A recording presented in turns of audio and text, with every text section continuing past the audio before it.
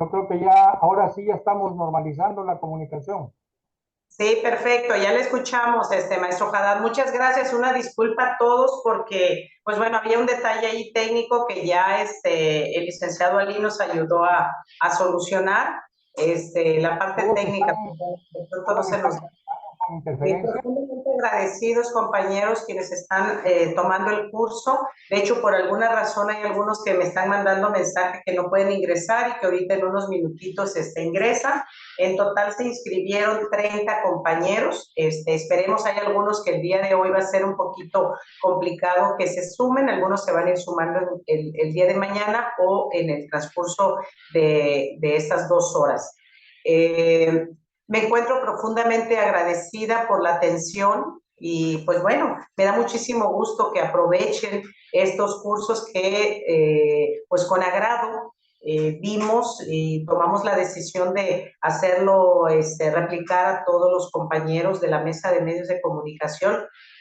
Muchas gracias, maestro Haddad, muchas gracias al Parlamento Ciudadano por su disposición, por el interés que están expresando hacia los medios de comunicación y además para poder compartirnos el expertise que usted tiene como abogado, como profesor investigador de la alma mater, la UJAD, ¿no? Una de las universidades más importantes de nuestro estado y pues profundamente agradecidos de su presencia. Es un tema que por demás es importante para estos tiempos.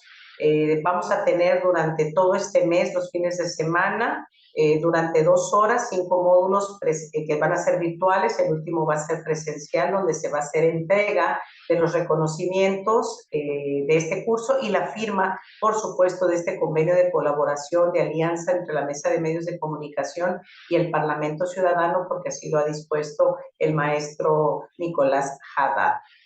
Un tema importante es la Constitución. Como ciudadanos, como medios de comunicación, debemos conocer cuando menos los temas más importantes, los artículos más importantes. Está ya de frente el ingreso de la nueva legislatura el día 1 de septiembre. Bueno, tenemos que cuando menos entender o comprender cuando menos la jerga básica de la terminología de lo que va a tratar estas reformas que se llevarán a cabo pues durante el mes de septiembre. Entonces, que este curso sea de gran apoyo para todos y nos sirva para hacer un análisis y poder entender, analizar y, por supuesto, poder emitir algún boletín, alguna información. Y bueno, enhorabuena para todos y muchísimas gracias por su asistencia. El maestro Nicolás, adelante, por favor.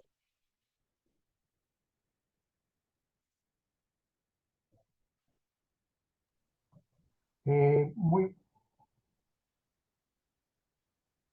se interrumpió, Claudia.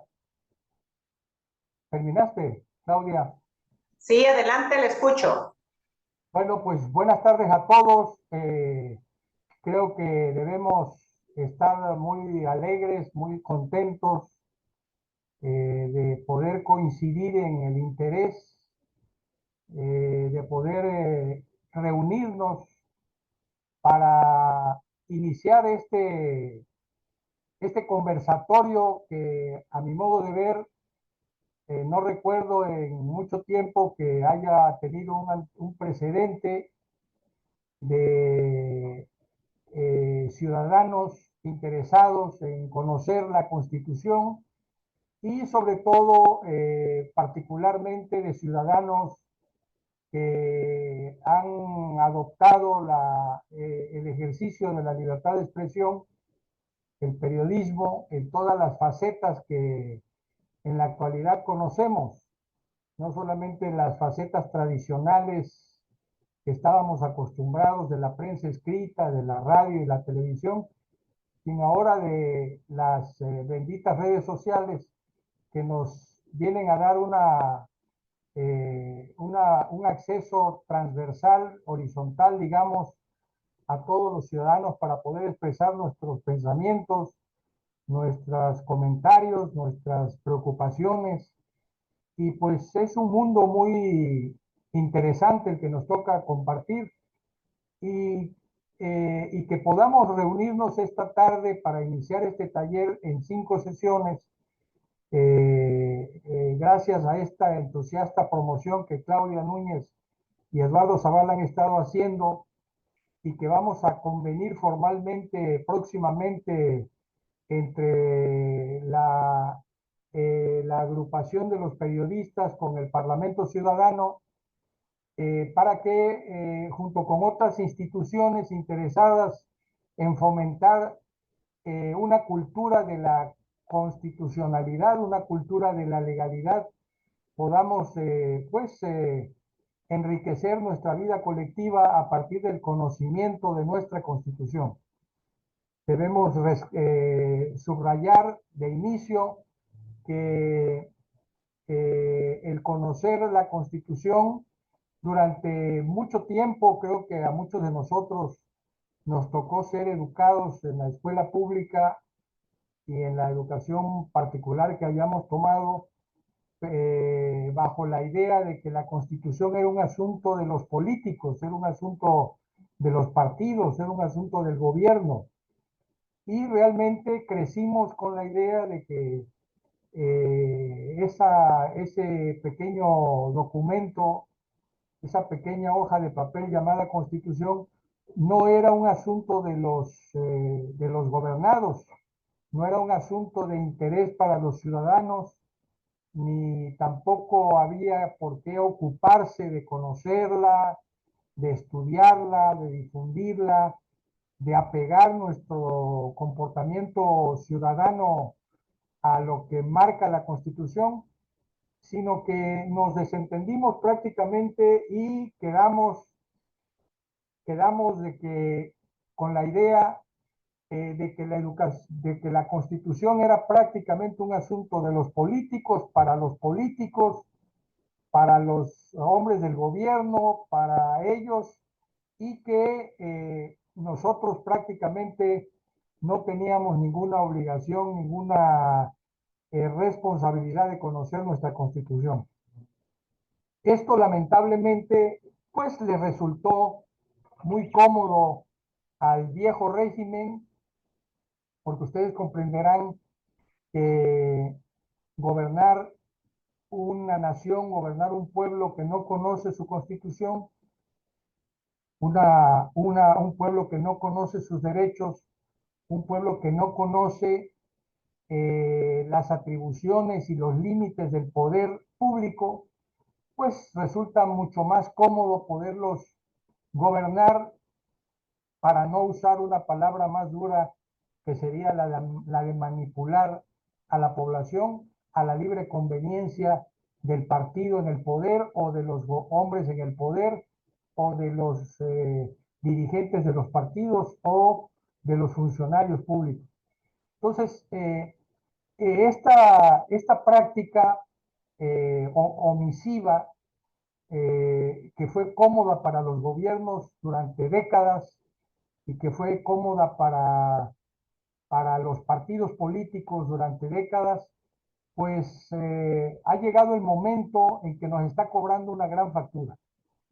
Ha llegado un momento en que el desconocimiento de la ley, el desconocimiento de la Constitución, ahora no solamente perjudica a los gobernados, sino que también está permitiendo que los diferentes órdenes de gobierno, tanto municipales como estatales, como federales, estén ejerciendo atribuciones que no solamente no están estipuladas dentro del texto formal de la Constitución, sino que están yendo mucho más allá, y lo más grave, están muchas veces actuando por acción u omisión en los cargos tanto del orden municipal como del orden estatal como del orden federal,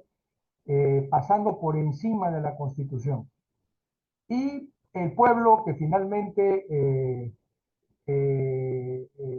ahora ya podemos hablar de que ese pueblo organizado es lo que vamos a reconocer en este taller o en este conversatorio en estas clases como nación que tiene ya una identidad nacional, que tiene valores nacionales, que tiene símbolos patrios, que tiene la identidad y la conciencia plena de que ha dejado de ser un pueblo amorfo, impersonal, desorganizado, y que ahora tenemos en todo el país el concepto de nación, o sea, el concepto de una memoria común de las glorias y sufrimientos que, como decía Renan, son lo que viene conformando la nación, lo que viene transformando la expresión de pueblo como una figura masiva, amorfa, impersonal, que no tiene identidad, que no tiene valores nacionales,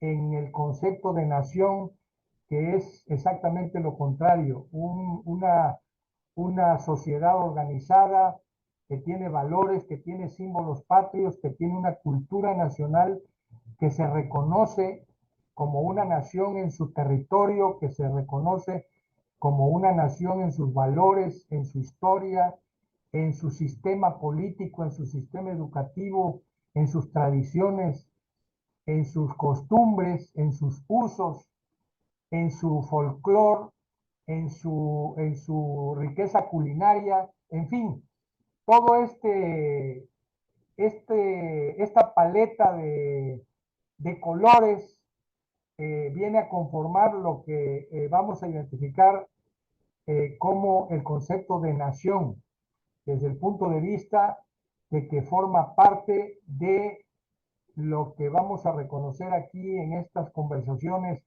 como el concepto del Estado. El Estado surge entonces como un conjunto de elementos que estará conformado por el territorio, por la nación, por su sistema jurídico, por su soberanía y por su propia economía nacional. Entonces, el Estado no es nada más el gobierno como se pensó durante mucho tiempo. El gobierno viene a ser el Estado en acción, la representación constitucional del Estado, pero no es el Estado.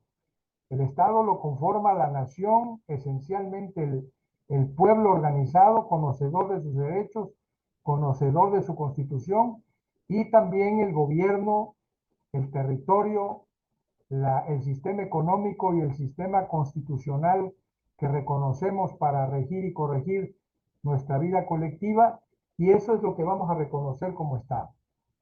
Con este preámbulo yo quisiera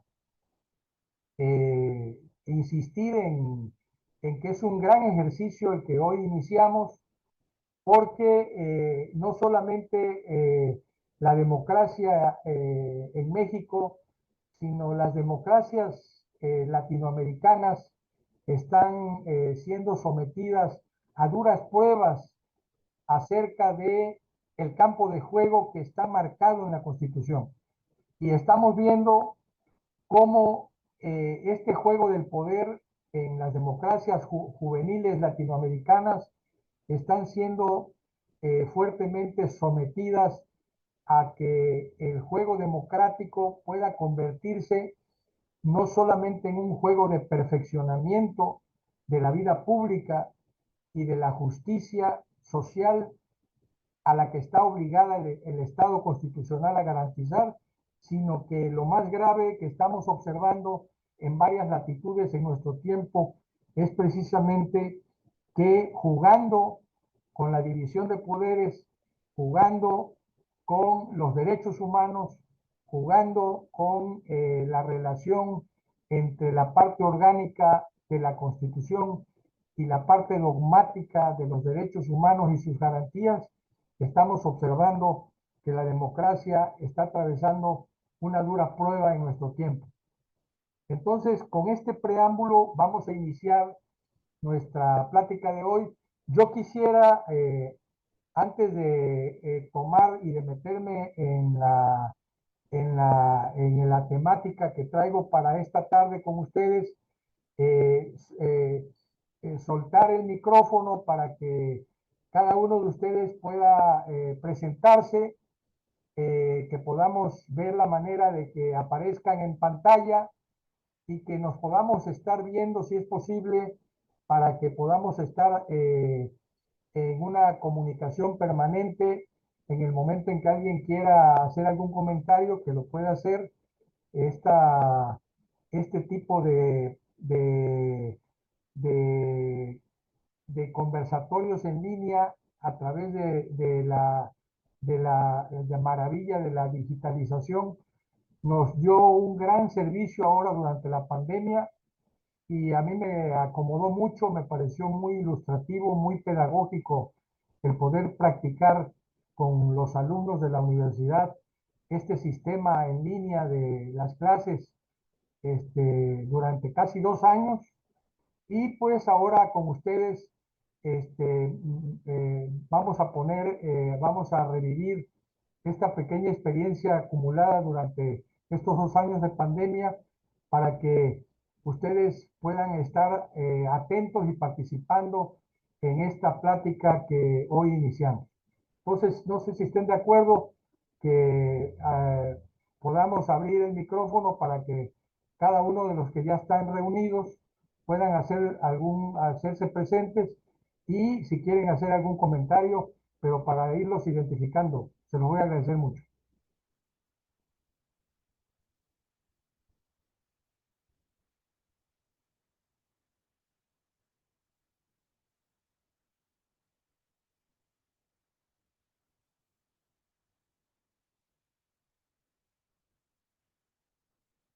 ¿Alguien quiere iniciar, por favor?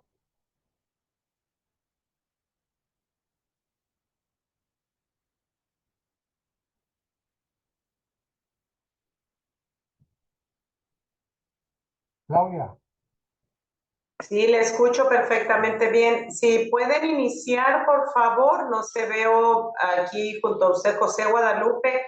Adelante, maestro José Guadalupe, si se presenta.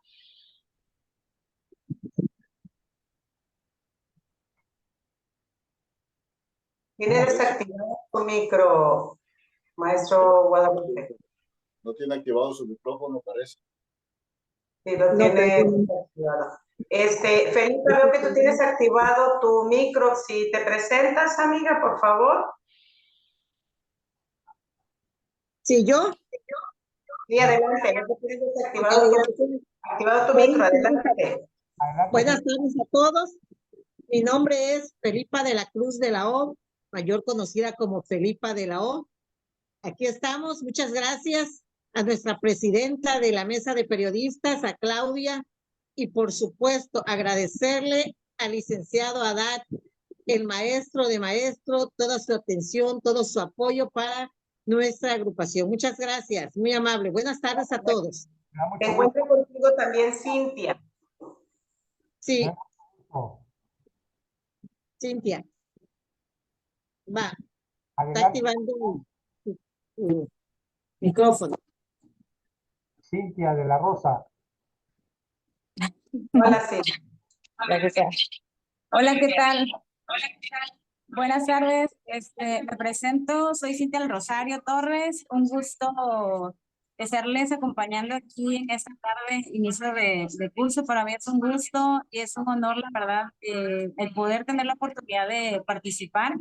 Saludos a la licenciada Claudia, que nos dio la oportunidad de estar aquí presentes, también a los maestros, los ponentes de esta tarde, y pues quedo a la orden. Saludos. Gracias, Cintia. Gracias. Gracias. Y vamos apagando nuestros micros, Felipa, Cintia, porfis. Ok. Sí, claro.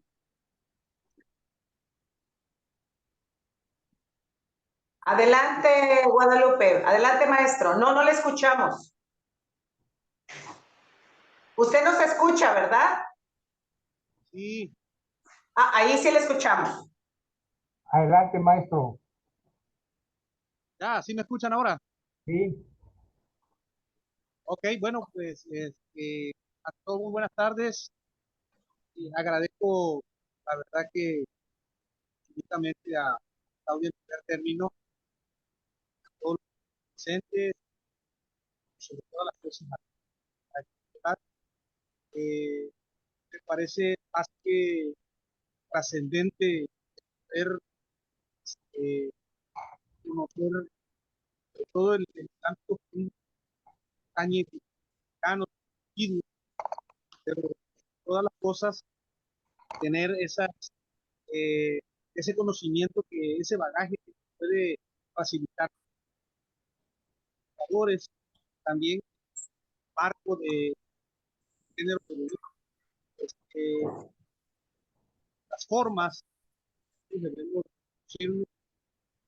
mantener ese marco de alguna manera se tiene que respetar. Nosotros somos esa parte de garantizar pues, eso, eso es ese, precisamente la verdad es que yo me animé a participar aquí. Tengo 9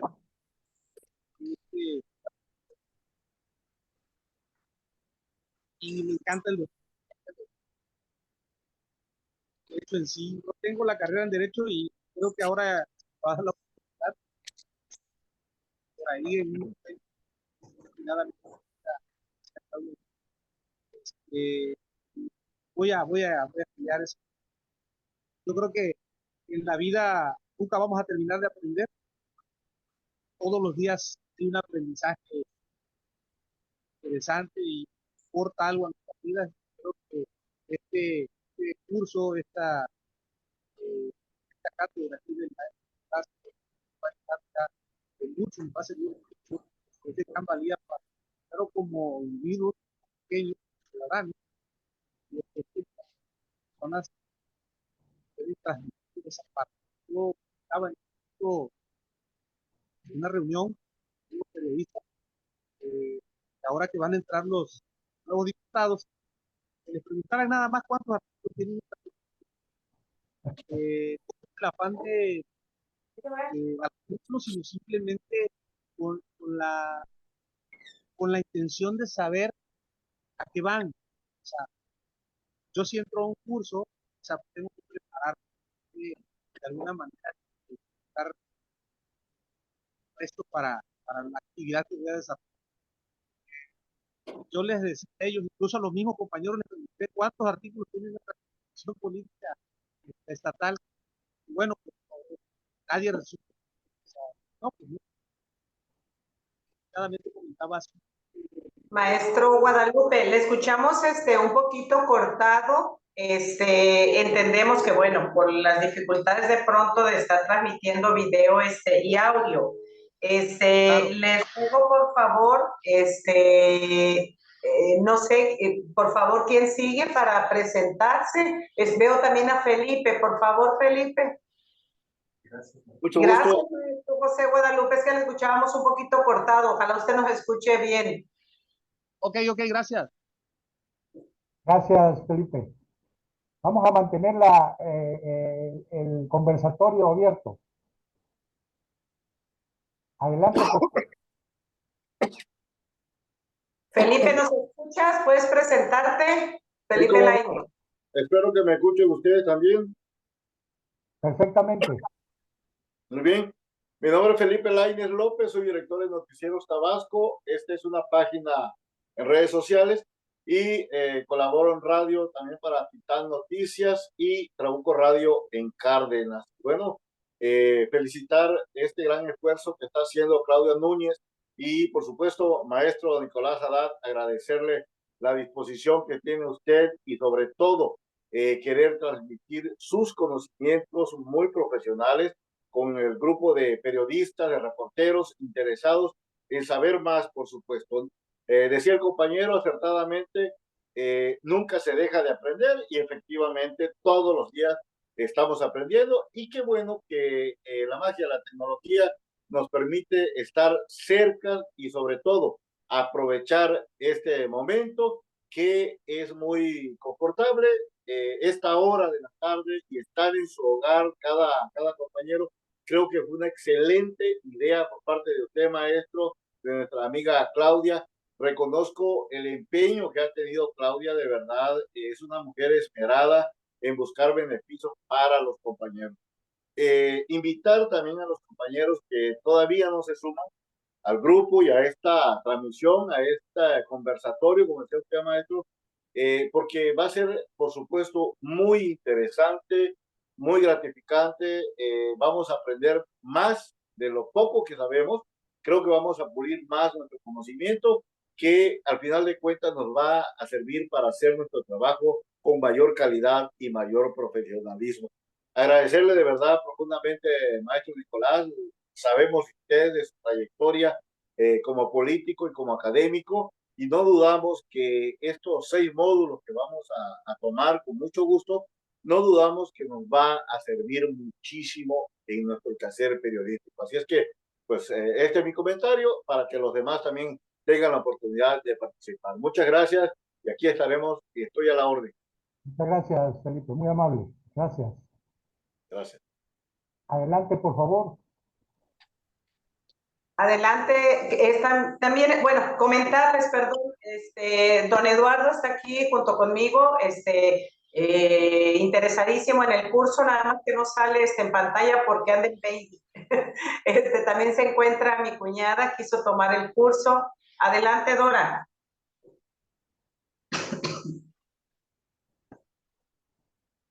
¿Me escuchas? Hola, hola, buenas tardes. Buenas tardes. Buenas tardes, mucho gusto, licenciada Claudia Núñez. Soy Doraíla Ramos Zavala, hermana de Eduardo Ramos Zavala. Un gusto y un placer saludarles a todos. Licenciado Nicolás Haddad, un gusto saludarles a todos los periodistas. Estamos aquí recibiendo muy contentos recibiendo el curso y empaparnos de toda la información, de todas las historias que ustedes como periodistas conocen. Gracias, gracias, licenciada Claudia Núñez. Estamos a la orden. Muchas gracias, Lorena. ¿Alguien más quiere hacer sus comentarios? Presentarse. Adelante está Gerardo Amezquita, es que hay algunos Alejandra, por favor, y Freddy, por favor, Freddy Herrera, adelante, Freddy.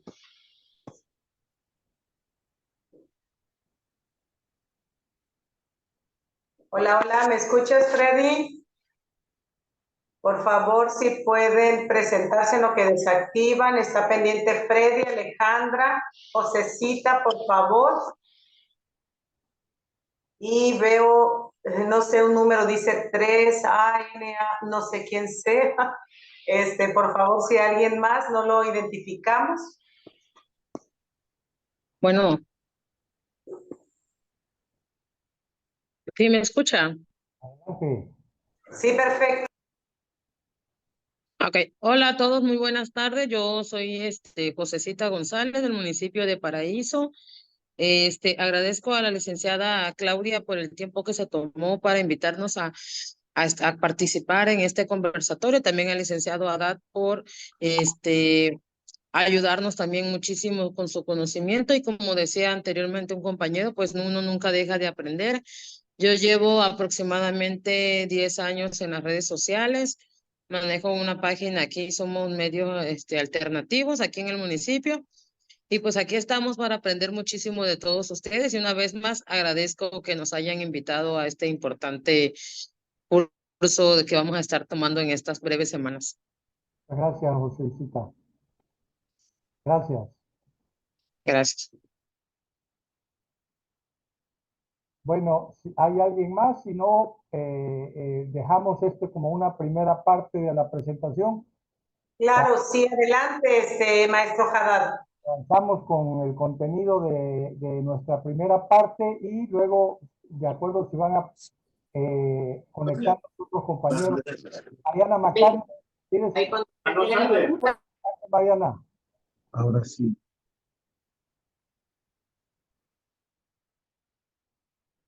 Mariana, ¿estás ahí? Hola, Mariana, si nos apoyas y te presentas, Mariana Macario. ¿Nos escuchas?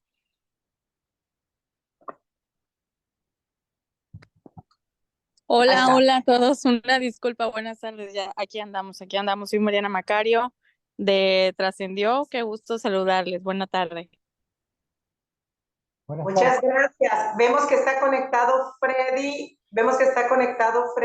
Mariana no se ha presentado. Si nos apoya, si falta Alejandra Jesús, igual si lo pueden hacer. Si no, vamos de lleno, maestro. Hey. De hecho, estoy auxiliando por aquí, que no ha podido entrar Conchita, Denis y la doctora Marichuy Castillo. Aquí está, como tienen celulares nuevos, están descargando sus aplicaciones, pero aquí estoy apoyándoles. Adelante, maestro.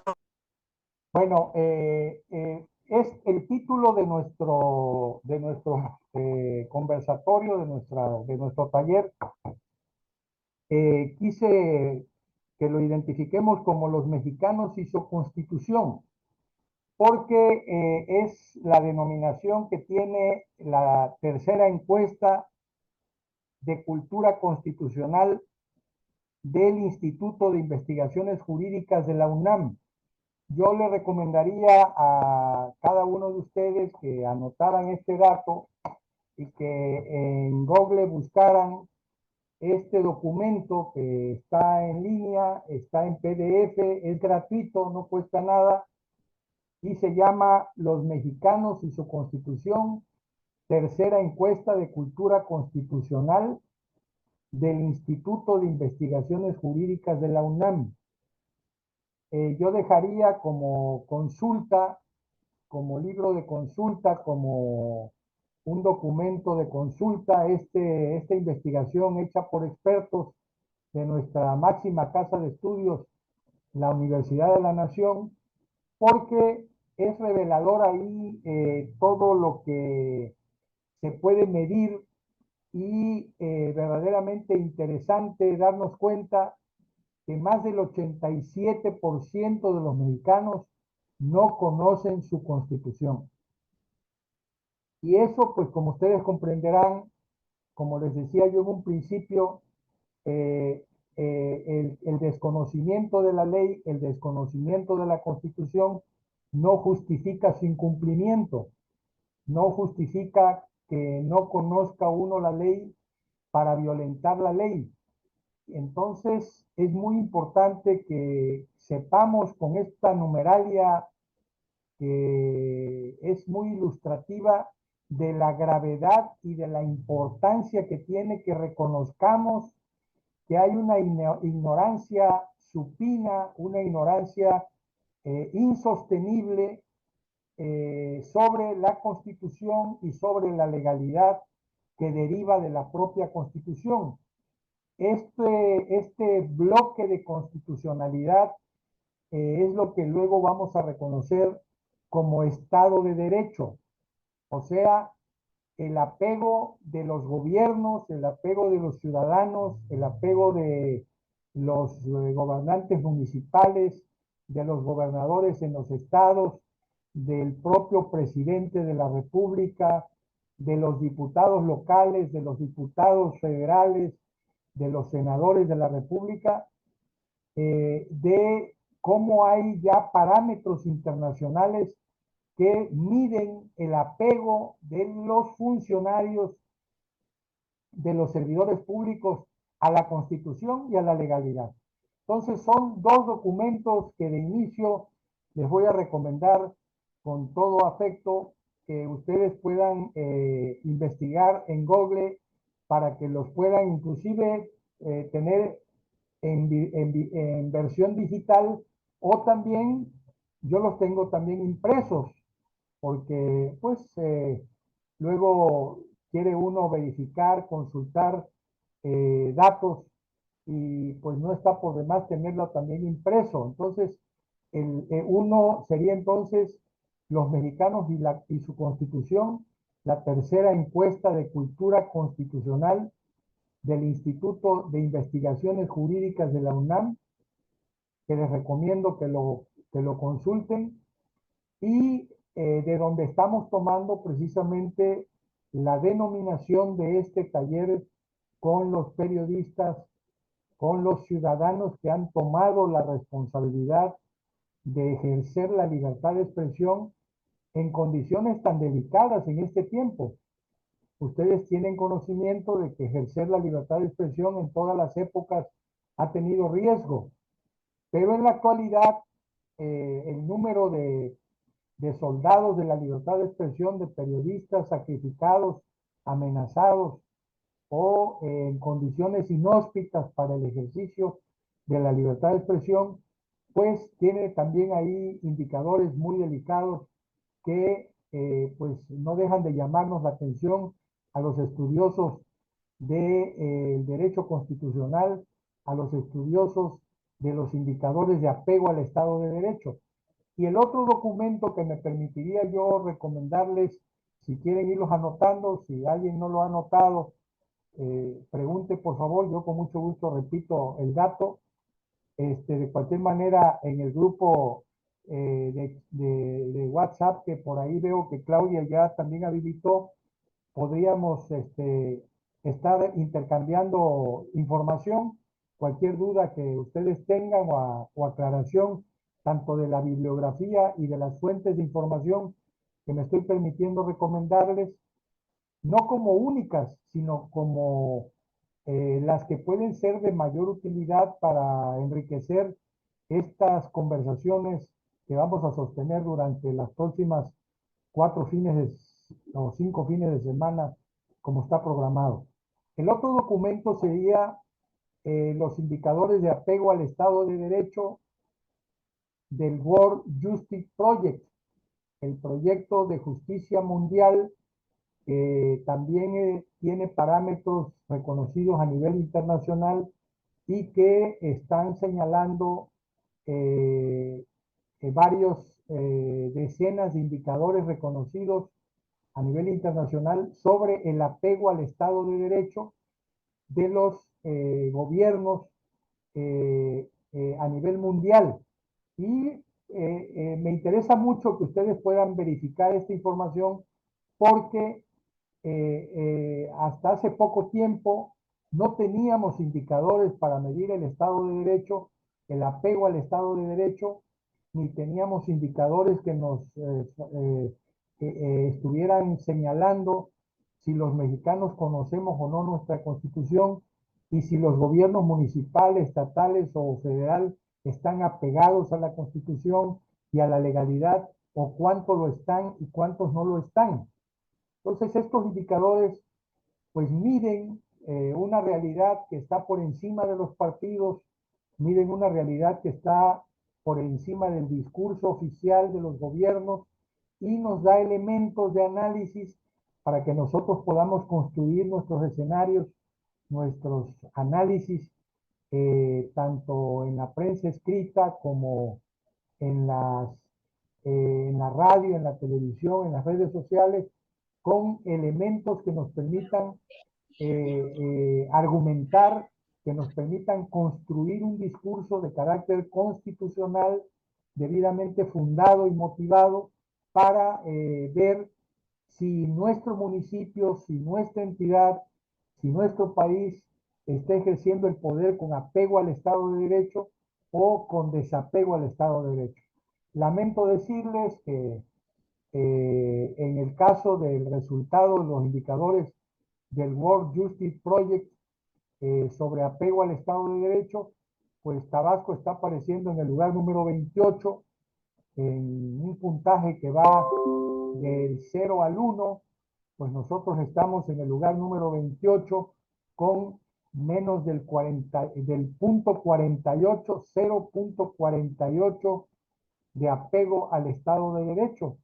Y esto, pues como ustedes comprenderán, pues son indicadores que nos deben de llamar la atención, no solamente para los gobiernos que ya se van, porque pues ellos ya cumplieron su sexenio, ya cumplieron su trienio, algunos se están religiendo, no les importó, creo que algunos de ellos ni siquiera se llegaron a enterar de que existían estos indicadores de apego al Estado de Derecho, y por lo tanto, para estos gobiernos sigue siendo la obra de albañilería, sigue siendo el romper la banqueta y volverla a hacer, o romper el parque y volverlo a hacer, o hacer puentes donde no hay río, como ha sido el uso y la costumbre del poder durante décadas en nuestro país, pues no le han puesto interés a invertir en una cultura de la Constitución, en una cultura de la legalidad, en una construcción de ciudadanía. Porque para ellos, como dije al principio, es más fácil gobernar a unos votantes que en masa pues no conocen su constitución, no conocen sus derechos, ni tampoco conocen cómo funciona la constitución, la sala de máquinas de la constitución, que es la división de poderes, los organismos constitucionales autónomos que fueron creados, que están en la ley suprema precisamente con la única finalidad de garantizar, promover, difundir en forma sustantiva y progresiva los derechos humanos de los gobernados. Y no, como estamos observando hoy en día, que estos órganos de poder no solamente no promueven, no difunden, no garantizan los derechos humanos, sino que con frecuencia vemos que la parte orgánica de la Constitución, ya sea en la Cámara de Diputados, en el Ejecutivo federal, estatales o municipales, o inclusive en algunas exponenciales del Poder Judicial, en algunos funcionarios del Poder Judicial, que no solamente no garantizan los derechos humanos, sino que mantienen una constante tensión, un estrés permanente entre este deber ser de los órganos del Estado, cuya única finalidad y la única justificación ética y vinculante es precisamente promover, difundir y garantizar los derechos humanos que están consagrados en nuestra Constitución, en lo que llamamos la parte dogmática de la Constitución, del artículo 1 al 29. Esos 29 artículos es una esfera sagrada, es una esfera inviolable de derechos humanos reconocidos en nuestra Constitución, y que toda la parte orgánica, la división de poderes, las cámaras de diputados y senadores, los congresos locales, los presidentes municipales, los regidores, los policías, los delegados municipales, los gobernadores, el presidente de la República, los senadores, los secretarios, todos, desde el presidente de la República hasta abajo, tienen la obligación de garantizar con todos los actos u omisiones que desempeñen en su función, tienen la obligación de garantizar los derechos humanos. Y el órgano encargado de que estos actos u omisiones del poder sean calificados como constitucionales o inconstitucionales, pues es ni más ni menos que el Poder Judicial, tanto federal como del Estado, y esto es lo que hace que entremos en una materia que veremos más adelante, de que la naturaleza misma del Poder Judicial es una naturaleza contramayoritaria, o sea, el Poder Judicial, a diferencia del orden municipal, del orden estatal, del orden federal, en el Poder Legislativo y en el Poder Ejecutivo, sean de elección popular, pero no así el Poder Judicial. El Poder Judicial históricamente fue diseñado por Montesquieu, fue diseñado dentro de un espíritu de la ley, como se llama la celebérrima obra de Montesquieu, para crear una división de poderes en donde el Poder Legislativo y el Poder Ejecutivo fueran de elección popular directa y el Poder Judicial fuera un poder que su función no es responder a la popularidad mayoritaria de la población, sino de no politizarse, de mantenerse ajeno a la carga partidista, al juego partidista del poder, poder garantizar que sus dictados de la ley, que su interpretación de la ley sean que los actos y acciones de los funcionarios públicos estén apegados a la Constitución y a la legalidad, y no para ganar simpatías o popularidad partidistas, porque esa no es la función históricamente, originariamente y a lo largo de las democracias maduras que conocemos, de que se tengan que elegir los jueces, los magistrados y los ministros de la Corte. Ese tema, por favor, ahorita nada más lo estoy tocando, pero es un tema que vamos a profundizar más adelante.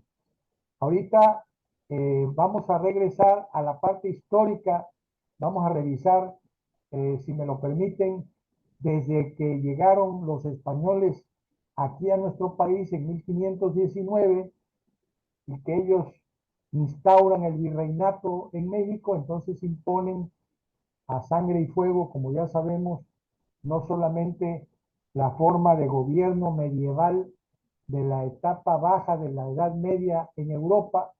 Debemos recordar que España fue el último de los países europeos que salió de la Edad Media, el primero que marcó el inicio del Renacimiento a partir de la publicación de la obra de mi tocayo Nicolás Maquiavelo, El Príncipe, en 1532, fue precisamente esa publicación del Príncipe la que marcó, según los estudiosos del Renacimiento, fue lo que marcó el fin de la Edad Media, el fin del oscurantismo y el inicio de la etapa histórica conocida como el Renacimiento, y fue precisamente en Florencia, Italia, en donde este ilustre florentino Nicolás Maquiavelo publica esta celebérrima obra llamada El Príncipe, en donde le da consejo a los príncipes.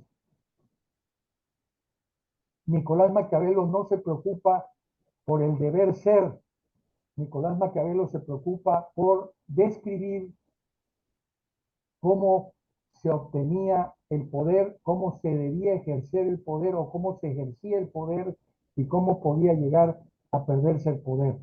Por eso, 480 años después de publicado El Príncipe, pues sigue siendo una obra de cabecera para los gobernantes.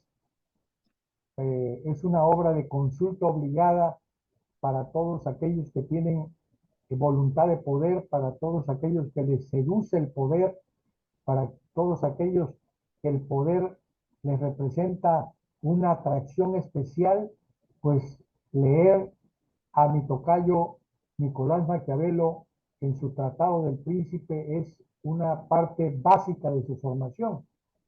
Y lo mismo tendríamos que decir de la lectura obligada de otro libro monumental que también les estoy recomendando, y que son libros que, como ya tienen mucho tiempo de haber sido publicados, cuestan muy baratos, inclusive en línea los encuentra uno en PDF gratuitos.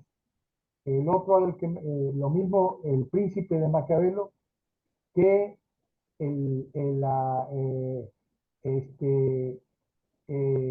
arte de la guerra de Sun Tzu, que fue escrito 2500 años antes de Jesucristo y que sigue siendo un libro también de consulta para los príncipes de la época actual, por toda la sabiduría que tiene sobre el arte de la guerra, sobre cómo conquistar el poder, cómo ejercer el poder, cómo se pierde el poder y cómo puede estos libros de cabecera ser libros de consulta que ayuden en mucho al príncipe en turno para llevar adelante el ejercicio del poder.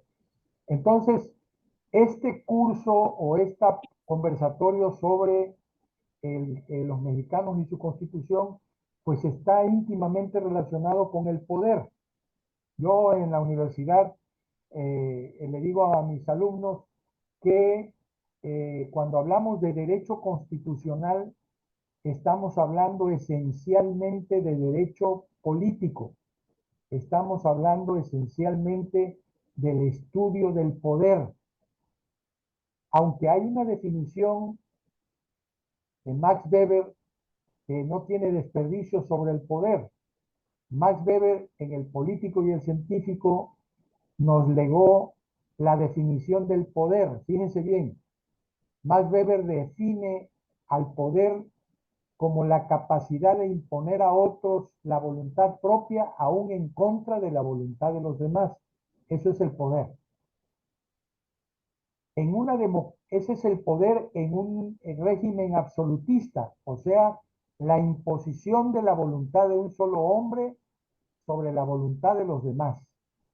Y la única visión del mundo que va a prevalecer en ese estado es la visión del rey, la visión del príncipe que está encabezando al estado. Él va a ser la ley, él va a ser la constitución, él va a ser la ley suprema, y la única verdad que existe en ese estado es la visión del príncipe en el poder. Por eso se reconoce en la trayectoria de las ideas políticas a este sistema. A ver, por ahí hay un micrófono abierto, por favor ciérrenlo, porque se está viciando la comunicación aquí. Bueno, entonces el poder logra legitimarse con las revoluciones que se vinieron dando en los distintos países que voy a mencionar. Por ejemplo, en el caso de las colonias norteamericanas, las 13 colonias originales plantearon la independencia de la corona británica. Cintia, tienes abierto tu micrófono. Ciérralo, por favor. Entonces, aquí la independencia de los Estados Unidos, de las 13 colonias originales, planteó una revolución de independencia de la corona británica, precisamente para crear un nuevo estado.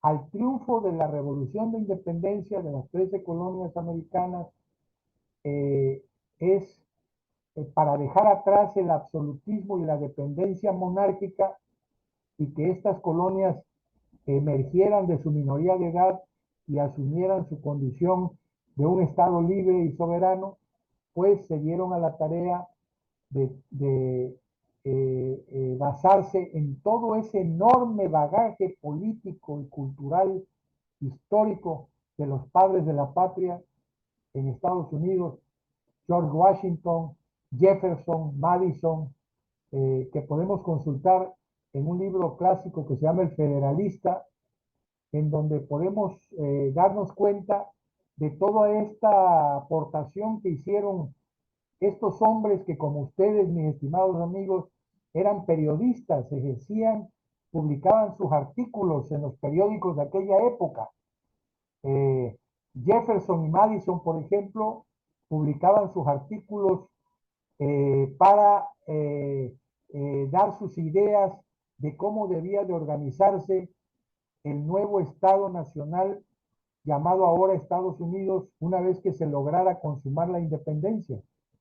Entonces, toda esta recopilación de artículos periodísticos de hombres como ustedes que en aquella época escribían sus artículos y que fueron recabados en una obra monumental de consulta obligada para los estudiosos del derecho constitucional y del Estado constitucional democrático moderno, los podemos consultar en este libro del Federalista, o también en el libro de La democracia en América de Alexis de Tocqueville, que era un ciudadano francés que vino a estudiar el comportamiento de los norteamericanos en las colonias de aquella época, y que escribió en una forma magistral el libro de La democracia en América, que por cierto, ese libro que ustedes también pueden consultar en línea, fue prologado por un tabasqueño ilustre ya fallecido, que fue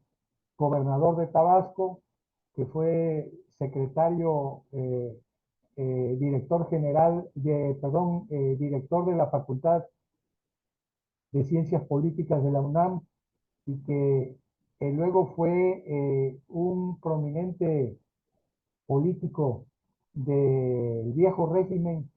Me refiero a don Enrique González Pedrero. Este prólogo de la democracia en América la hizo precisamente don Enrique González Pedrero, que como ustedes saben, se educó en Francia, una parte de su formación, y pues sabía perfectamente el francés, y por eso tuvo la encomienda de hacer el prólogo de esta obra, que también está en línea y que les recomiendo a los que quieran ir formando su biblioteca de consulta personal, ya sea virtual o también impresa, La democracia en América, de Alexis de Tocqueville, junto con El federalista de Jefferson, Madison y Hay, que también nos dan una gran referencia de cuáles fueron las ideas que se debatieron en el siglo XVIII para conformar el nuevo país que se estaba creando al triunfo de la revolución de independencia de las colonias norteamericanas, y que al triunfo de esta revolución se convoca al Congreso Constituyente de Filadelfia y se emite la Constitución de Filadelfia en 1776.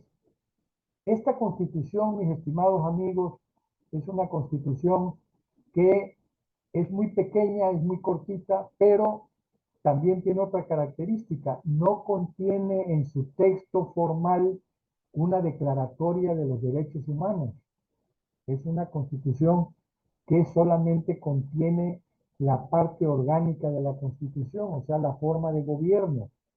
No contiene la parte dogmática, o sea, la parte de los derechos humanos. Eso por parte de el modelo norteamericano, que fue de una gran influencia en el constituyente mexicano que vamos a analizar más adelante en 1824. Por otro lado, la Revolución Francesa de 1789, esa no se hizo para lograr la independencia de Francia, de ninguna metrópoli.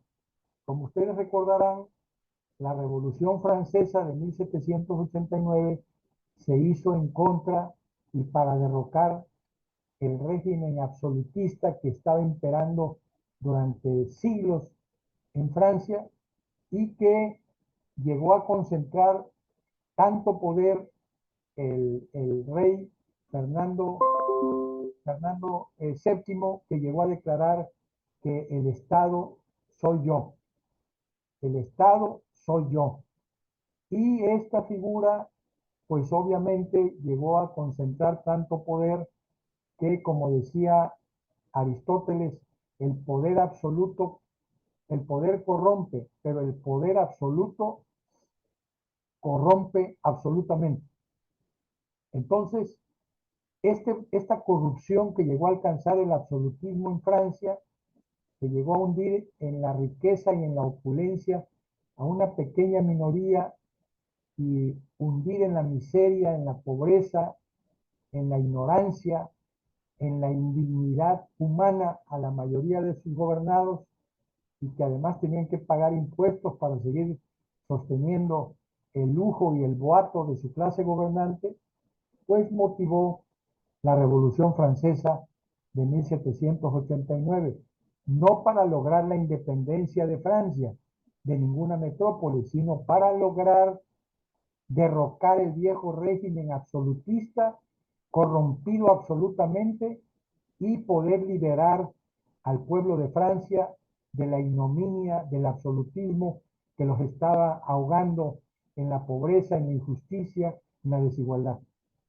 Al triunfo de la Revolución Francesa, fíjense bien, en 1789, al triunfo de la Revolución Francesa, en 1791 se promulga la Constitución de Francia. Observen ustedes que tanto la revolución de independencia de los Estados Unidos como la revolución de Francia, al triunfo de estas revoluciones, lo primero que se convoca es a un congreso constituyente para darse una constitución. Esa era la tendencia moderna del siglo XVIII, o sea, que los países emergieran de su condición de colonias que dependían de una corona, de una metrópoli, o de su condición de abyección y de postración de sus derechos en un estado absolutista como el de Francia, para darse una constitución. Y una vez que triunfa la Revolución Francesa, entonces la Revolución Francesa adopta en su constitución precisamente la Declaratoria de los Derechos Humanos, y esta constitución sí contiene en su texto formal, a diferencia de la de los Estados Unidos, una declaratoria de los derechos humanos en su primera parte de la Constitución. Entonces vean ustedes cómo la Constitución de los Estados Unidos no incorporó a su texto formal los derechos humanos, pero sí la Constitución de Francia, que era otra la naturaleza histórica, la evolución histórica del pueblo francés, diferente a la evolución histórica del pueblo norteamericano, lo que va dictando, lo que va condicionando la cultura constitucional, las características del derecho constitucional en cada país, que aunque puede ser similar, aunque puede tener influencia y retroalimentación uno del otro, no necesariamente tienen que ser iguales, o no necesariamente tienen que funcionar igual, o no necesariamente pueden dar los mismos resultados en Francia que en los Estados Unidos o que en México, a pesar de que estos tres ejemplos que estoy citando tienen un proceso de identificación, de adopción y de adaptación muy importantes, sobre todo el constitucionalismo mexicano, que fue posterior al constitucionalismo norteamericano de 1776 y al constitucionalismo francés de 1791, y que 21 años después, al consumarse la Revolución de Independencia en 1821, con los tratados de Córdoba, entonces al triunfo de la Revolución de Independencia de la Nueva España, como ustedes recordarán, pues entonces la Nueva España es reconocida como un pueblo libre. Juan O'Donoghue es el último virrey y al que le toca firmar el Acta de Independencia en 1822, en donde ya queda reconocida la independencia de la Nueva España de la monarquía española, y por lo tanto, una vez declarada la independencia de las colonias de la Nueva España, entonces lo que procedía era convocar a un constituyente para adoptar y adaptar una constitución que creara al Estado mexicano, y esto se da en el constituyente de 1824, cuando se crea la primera constitución que precisamente funda al Estado mexicano. Por eso yo les felicito, debemos felicitarnos todos por iniciar este taller, este curso, precisamente cuando estamos cumpliendo 200 años de vida constitucional. En 1824, que se promulga la primera constitución del Estado mexicano, y el 5 de febrero de 1824 al 5 de febrero del 2024, estamos ajustando precisamente 200 años de vida constitucional, en donde provenimos de una monarquía, de un virreinato que duró 300 años, de 1519 a 1821, 1822, 300 años de vida colonial, de virreinato, en donde hubo un acrisolamiento de culturas y en donde las viejas instituciones feudales de España se arraigaron en México de una manera tal que quiero decirles, mis estimados amigos periodistas, que gozan aún en la actualidad de cabal salud muchas de estas instituciones virreinales, muchas de estas instituciones monárquicas, muchas de estas instituciones que hacen sentir al que está en el gobierno que el Estado es él, que la Constitución es él, o que le imprimen un sentido patrimonialista al poder, como lo fue en el virreinato, pues no es para menos. Lo traemos hasta el fondo de la médula ósea, precisamente esta cultura autoritaria, esta cultura patrimonialista que durante 300 años se practicó en el virreinato en México, en la Nueva España, y que arraigó profundamente en nuestra cultura, en nuestras tradiciones, en nuestros usos y costumbres, y que aún no logramos evolucionar, no logramos levantarnos de esas cenizas del virreinato con el espíritu de las leyes de Montesquieu, con el espíritu de un Estado constitucional democrático garantista de derechos humanos. Como que estamos ahí en una inercia diabólica, en una inercia cultural perturbadora que constantemente nos hace frenar y avanzar, retroceder, frenar y avanzar en nuestra evolución constitucional.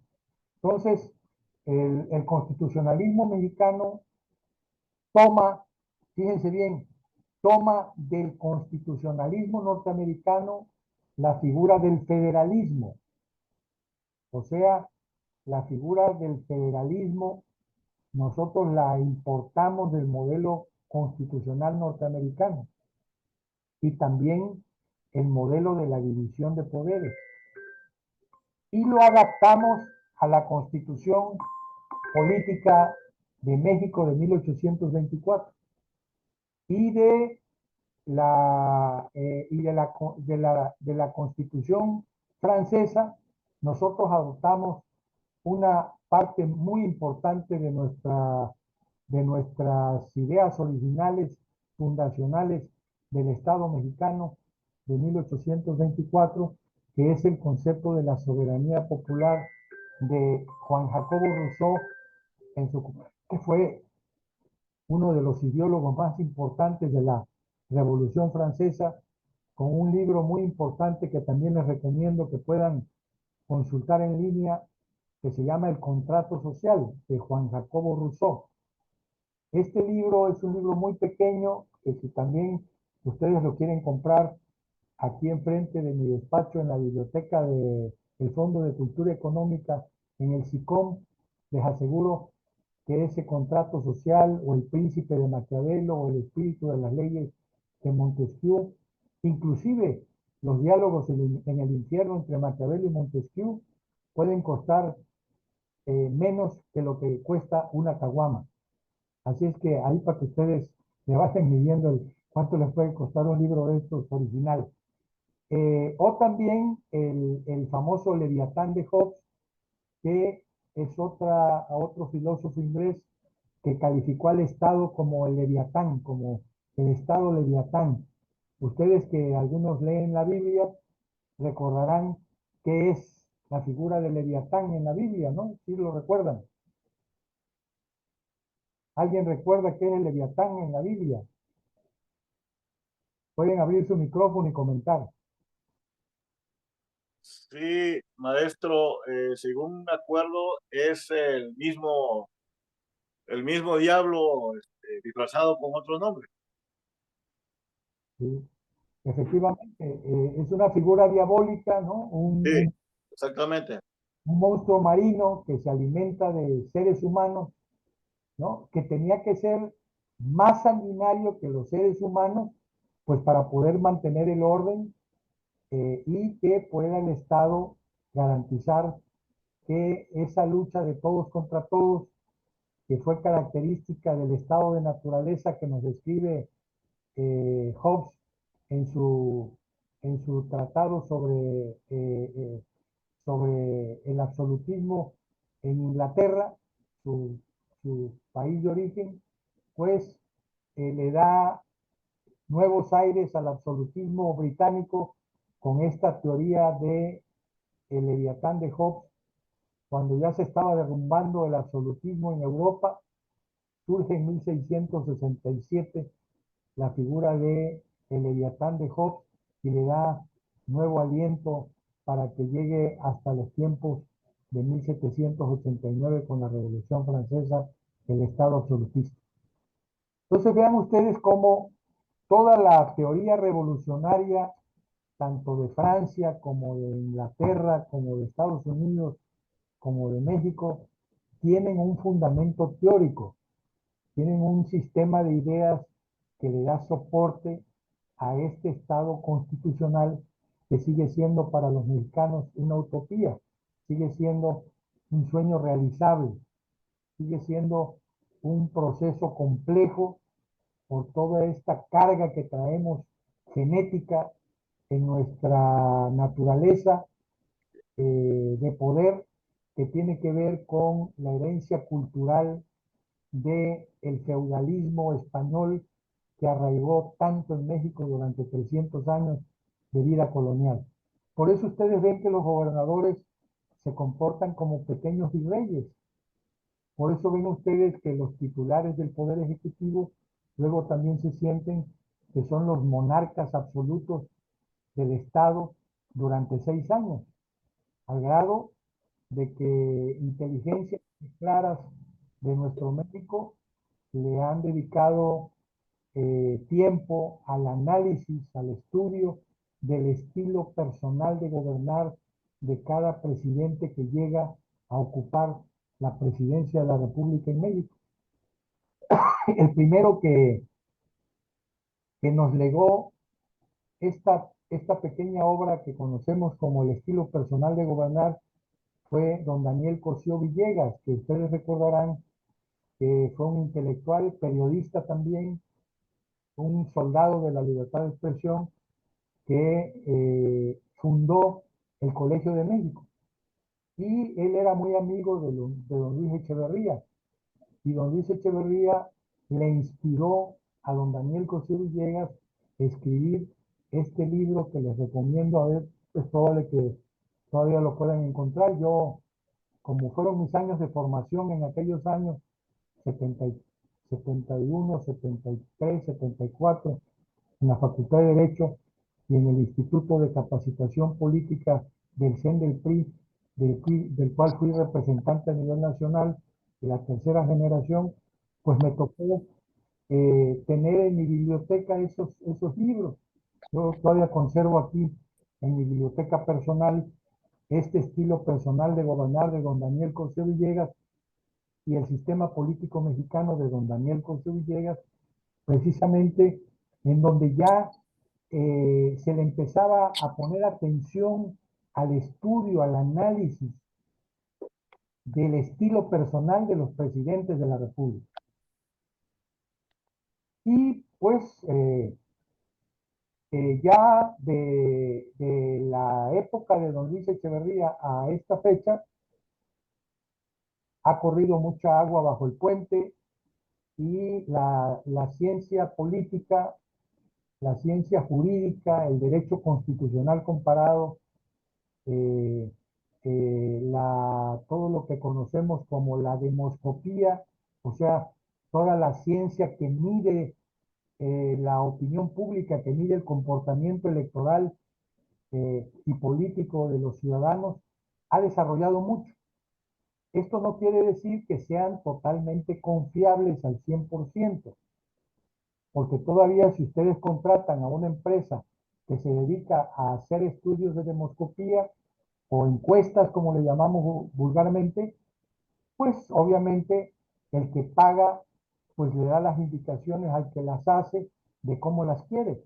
Y evidentemente que por eso desde su fundación en aquellos mismos años a los que me estoy refiriendo de Luis Echeverría a finales de los 60, principios de los 70, un famoso sociólogo de ilustre memoria, de esas vidas que alumbran la vida de México, don Pablo González Casanova, que fue rector de la Universidad Nacional Autónoma de México, publicó un libro que era de consulta obligada en aquellos años, que se llamaba La democracia en México. Ese también lo tenía yo, pero el Comején se encargó, a pesar de que el Comején no sabe leer, se encargó de comerse esos libros, lamentablemente no los pude rescatar. Pero el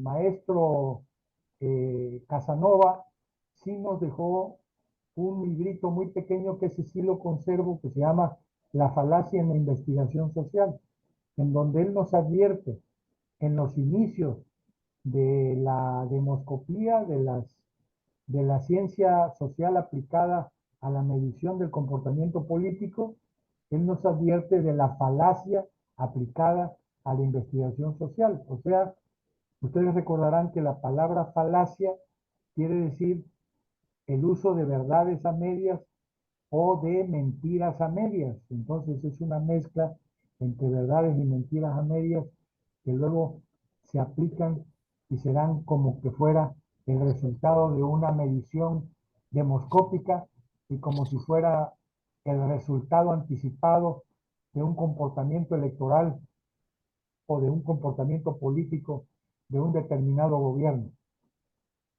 Entonces, eso también yo quisiera que como producto de estas conversaciones, ustedes les quede claro de que sí son herramientas que nos sirven para hacer análisis científico del comportamiento político, de las preferencias electorales, que son herramientas modernas que vienen de los 80 para acá perfeccionándose, pero tampoco son así como que las tomemos a pie juntillas y que lo que diga una encuesta es la verdad absoluta o pueda revelarnos con anticipación cómo viene un resultado electoral. Eso lo pueden hacer en las democracias que están a prueba actualmente, como en El Salvador o como en Venezuela, lamentablemente, en donde un solo hombre decide controlar los tres poderes y también al supremo poder electoral, y entonces ganan con el 90% de los votantes, de los votos.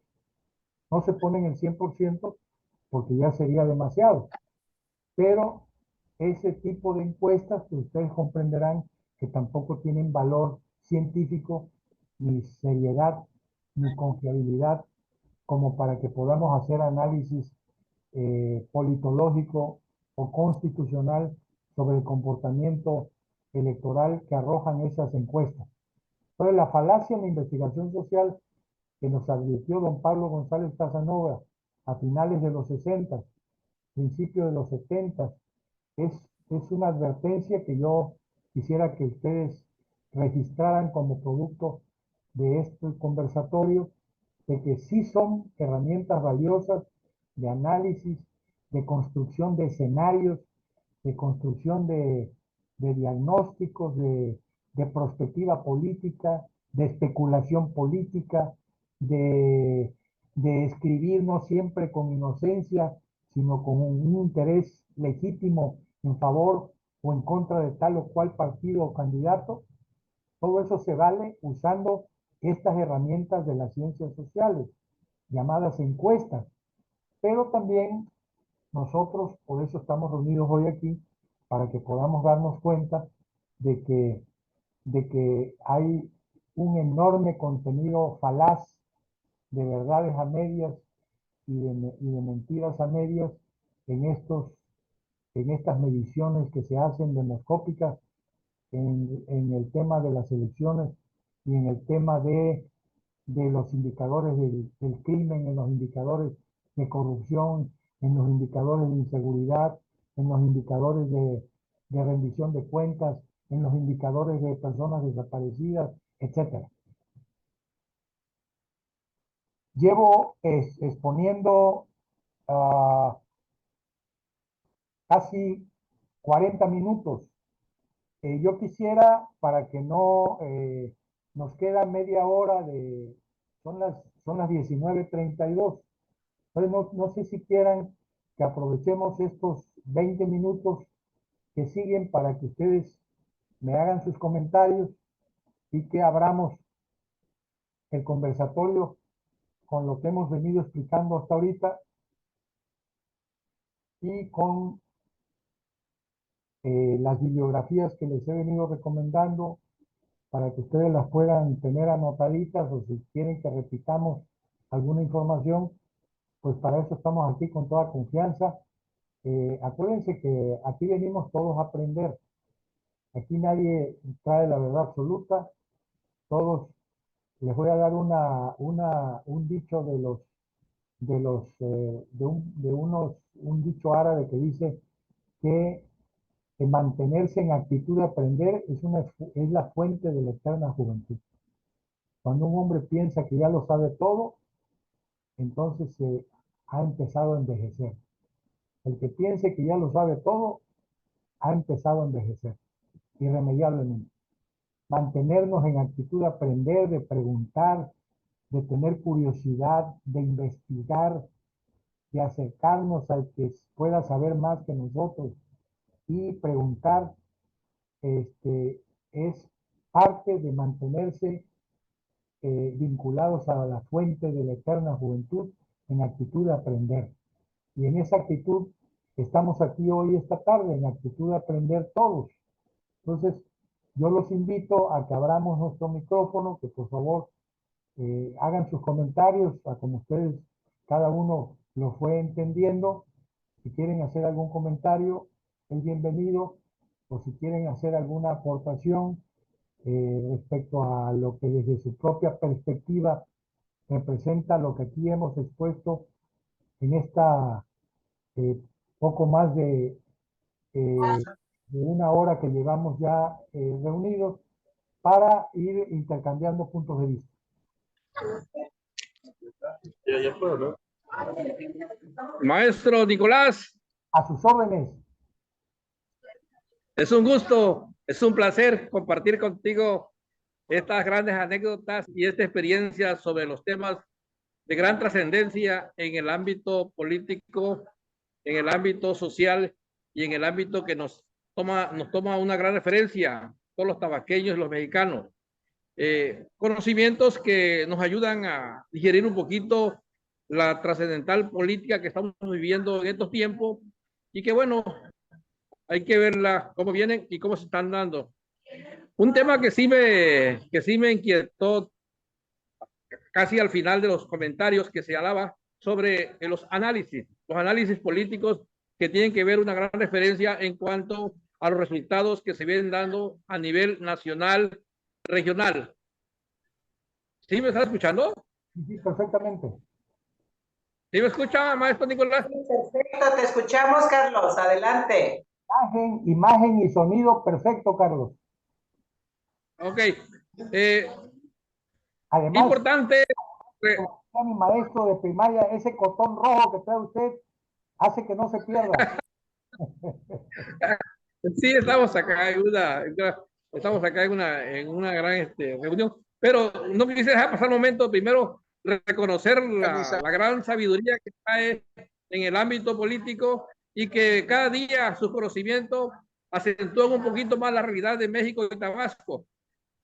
Volver otra vez a recuperar todos esos conocimientos que de una u otra forma han nutrido todo lo que es la proyección política, ayuda mucho al conocimiento, al análisis, a la investigación y sobre todo darnos cuenta de que hay muchas cosas que uno como ser humano quisiera cambiar, pero los prototipos de la política actual no se pegan a ninguna norma, a ningún procedimiento, a ningún análisis, no se prestan al análisis porque sabemos cómo se define una trayectoria política, cómo se define un análisis, cómo se define una encuesta. Hace rato señalaba, no es posible que una encuesta tenga el 88.5% y que eso no permita tener un análisis, porque ellos saben cómo se hace, ¿no? Sí, Carlos. Así es, mi estimado Nicolás. Estamos a sus órdenes. Seguimos en este análisis muy interesante, ¿eh? Qué bueno, Carlos. Oye, pues que no sé dónde estés, pero te agradezco mucho el esfuerzo de que te conectes a esta reunión, porque mañana nos va a tocar de 10 a 12.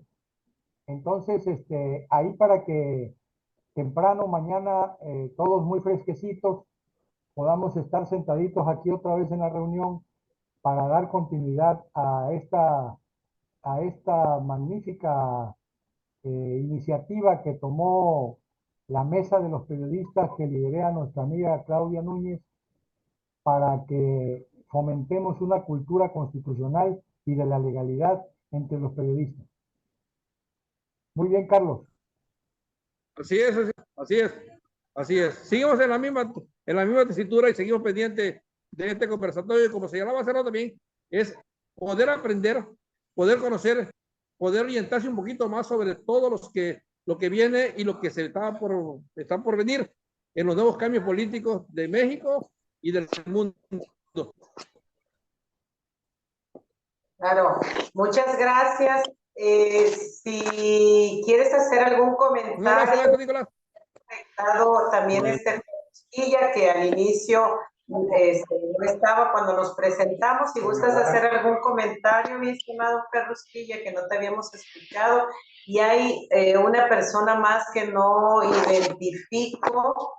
Creo que son números en su identificación. Si por favor nos indica quién es, porque no he visto que encienda su cámara.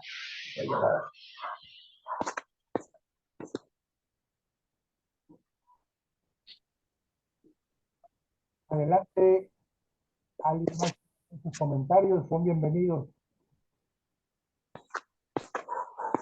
¿Alguna pregunta más? Maestro José Guadalupe, ¿tiene alguna pregunta? No, solo quisiera señalar, no sé si me escucho. Sí, perfectamente. Sí, perfectamente. Adelante. Ok. Pues pues todo es aprendizaje, no pude entrar a tiempo, pero sin duda todo es aprendizaje y escuchando, pues, sin duda adquirimos mucho conocimiento del maestro, ¿no? Esta parte que hemos venido explicando de la comparación de las revoluciones, tanto norteamericana, francesa y mexicana, ¿cómo la estamos entendiendo, maestro José Ángel? ¿Cuál sería el comentario? En conferencia.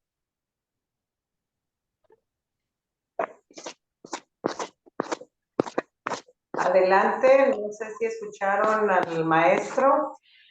Haddad. Escuchamos perfectamente al maestro Haddad, pero Claudia, amigos, me gustaría, si los demás compañeros quieren opinar al respecto, bueno, les damos la oportunidad, porque vemos que hay varios conectados, pero no hay participación mayor. Sí, claro. Si tú quieres hacer algún comentario, mi estimado Felipe, creo que el maestro José Guadalupe quería hacer alguna pregunta. Adelante, maestro.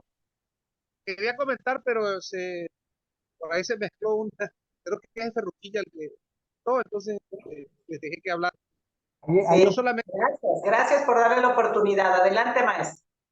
Sí, solamente agradecer pues este marco histórico de referencia que está en Nicolás.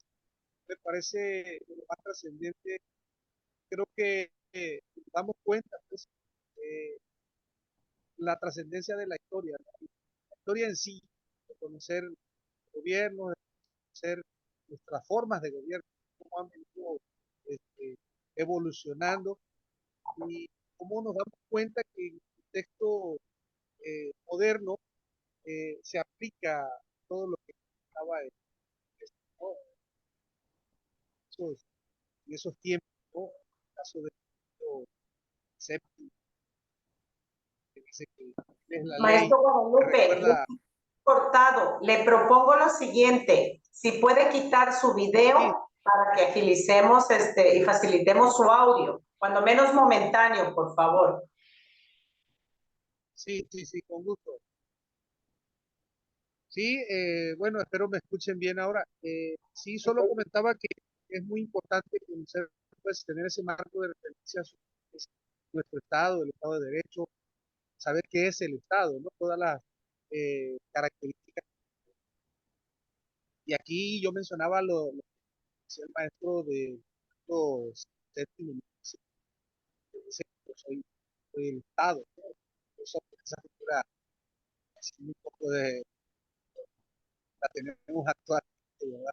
Entonces es increíble. Yo no me escucho bien al maestro Guadalupe. Si los demás se escuchan bien, adelante. Ustedes indíquenme. No, está entrecortado. ¿Oyen bien? Sí, se escucha entrecortado, ¿verdad? Sí. Ok, bueno, nada más preguntarle al maestro si la Constitución toma esas garantías individuales de Francia, de la Constitución francesa.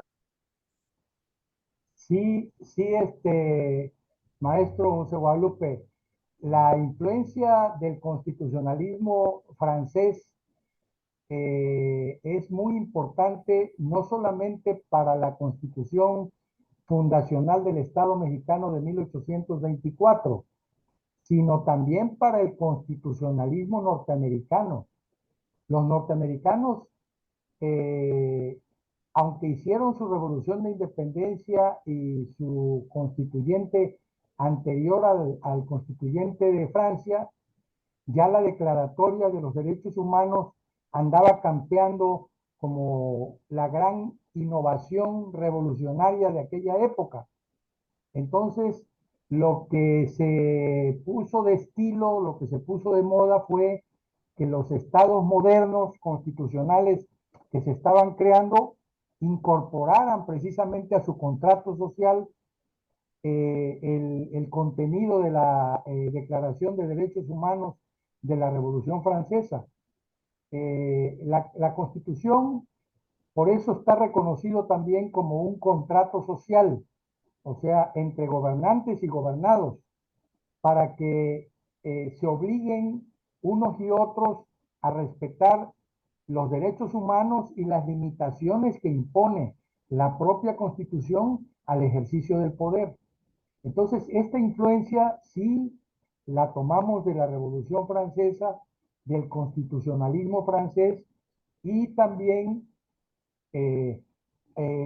nosotros por nuestra evolución histórica sí decidimos en nuestro constituyente del 24, a diferencia del constituyente de las colonias norteamericanas, incorporar el texto a la parte dogmática de la Constitución, o sea, la Constitución de los Estados Unidos mexicanos sí incorpora la Declaratoria de los Derechos Humanos, no así, como dije ya antes, la Constitución norteamericana.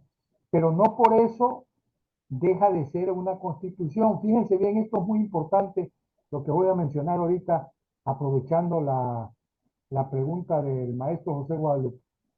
Hay un debate muy bonito en donde precisamente los franceses le reclaman a los norteamericanos que la constitución política de los franceses sí es una constitución, porque contiene los derechos humanos en su texto, incluidos, y que no es así la Constitución de los Estados Unidos porque no contiene expresamente en su texto una declaratoria de los derechos humanos. Y este es un debate que se vino dando a lo largo de estos 200 años, porque pueden ustedes observar que llevamos el mismo tiempo de evolución constitucional, tanto en Francia como en los Estados Unidos y México. Y voy a agregar aquí un dato más. A partir del constituyente mexicano, se conforman también los constituyentes de América Latina y el Caribe. Son todos contemporáneos, todos andamos en el bicentenario. Entonces, en la mayoría de estas constituciones, de estas revoluciones de independencia que se fueron dando en América Latina después de la de México, también se fueron agregando las constituciones de esos estados una declaratoria de derechos humanos en su constitución y una organización del poder en la parte orgánica, cuya función era garantizar los derechos humanos. Bueno, pero ocurrió aquí un dato muy importante. Fíjense ustedes, a partir de la Constitución de 1917, que prácticamente se da en el constituyente de 1916-17 a convocatoria de Venustiano Carranza, resulta que, acuérdense que en esa época, en 1916, Europa estaba hundido en la Primera Guerra Mundial, mientras que, Así es. mientras que México estaba reuniendo su constituyente para darse una nueva constitución, que muchos pensamos, muchos constitucionalistas y estudiosos del derecho constitucional comparado, pensamos que la constitución de 1917 es una nueva constitución, no es la constitución de 1857 reformada como afirman algunos. Algunos constitucionalistas sostienen el criterio de que la Revolución Mexicana de 1910, que ya tuvo otras causas diferentes a la Revolución de Independencia de 1810, las causas de la Revolución Mexicana de 1910, como ustedes recordarán, pues fue la dictadura de don Porfirio Díaz, la perpetuación en el poder de un solo hombre, que llegó a concentrar el poder absolutamente. Entonces ya no, perdón. La no reelección. Exactamente, la bandera que tomó el general Porfirio Díaz con su plan de Tustepec para asaltar el poder, ya queda reconocido como el héroe nacional de la batalla de Puebla del 5 de mayo, acuérdense, junto con Ignacio Zaragoza, pues el hombre lanza su plan de Tustepec y el lema de don Porfirio Díaz para tomar la presidencia fue sufragio efectivo, no reelección. Y llegó al poder y que se quedó, como ya sabemos, desconoció el lema del, del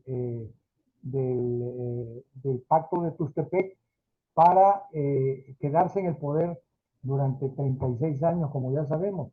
Esta concentración del poder evidentemente transgredió el orden constitucional consagrado en la Constitución del 57. No teníamos en esa época, estaba en gestación una cultura constitucional. Quiero decirles, perdónenme por favor, yo también soy juarista, pero si Juárez no se muere cuando se murió, por la famosa angina de pecho que le dio, Juárez iba por su cuarta reelección. Entonces, Juárez, si no se muere en ese momento, entonces en lugar de pasar a la historia como un hombre glorioso, como un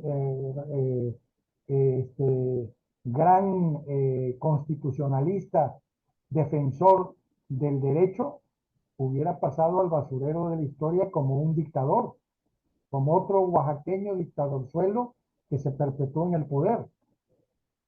Entonces, vean ustedes cómo ya la revolución de 1910 ya no fue con motivo de buscar la independencia de México de la monarquía española, sino que ahora ya fue, como dice don Andrés Molina Enríquez en un libro precioso que les recomiendo, que se llama Los grandes problemas nacionales, que publicó en 1906, en donde él da un análisis, un catálogo de las causas que motivaron la Revolución Francesa, perdón, la Revolución Mexicana de 1910.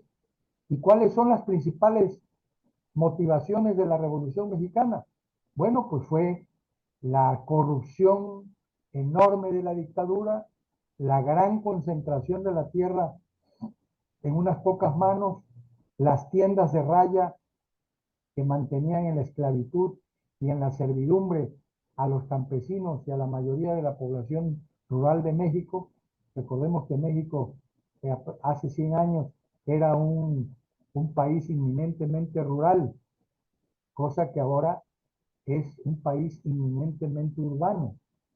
Entonces, las causas de la Revolución Mexicana ya no fueron en contra de la monarquía absoluta, sino en contra de la dictadura absoluta de un mexicano contra otros mexicanos y de darnos un nuevo sistema constitucional que por primera vez incorporó a la Constitución, aparte del catálogo de derechos humanos que ya traíamos de la Revolución Francesa y de la Revolución Norteamericana, le agregamos lo que se conoce en el derecho constitucional comparado como los derechos sociales.